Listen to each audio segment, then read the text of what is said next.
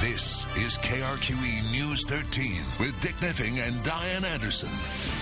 What happened? A woman with serious injuries was brought into the hospital. Her firefighter husband says he found her bloody and unconscious at their home. But he also cleaned up what could have been a crime scene before investigators got there. News 13's Crystal Gutierrez reports. 12:53 p.m. on Saturday, a woman in her late 50s was rushed to UNM Hospital, unconscious and admitted into the trauma center. Hospital officials call Albuquerque police reporting a possible battery. This is what police say they found. Suspicious bruises on the woman's back, chest, neck, and head. Her husband says he found her like this in the laundry room of their East Mountains home. He told detectives he had an argument with his wife, then went out of town for 3 days for work. Came home and found her in a pool of blood. He is the assistant district chief with La Madera Volunteer Fire Department. He called for help. His own crew arrived.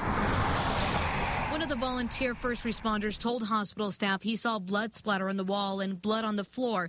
In a matter of hours, that would all be gone.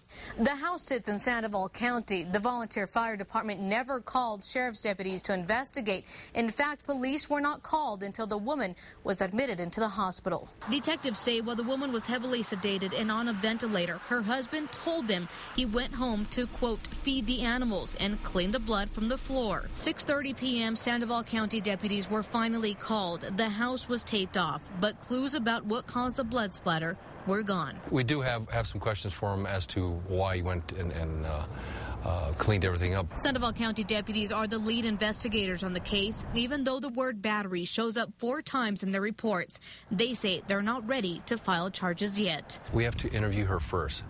We want to make sure that we just don't go and just charge somebody just because. In Sandoval County, Crystal Gutierrez, KRQE News 13. Detectives say they want to make sure the woman doesn't have any medical conditions such as epilepsy that could cause injuries similar to a beating. She's been released from the hospital.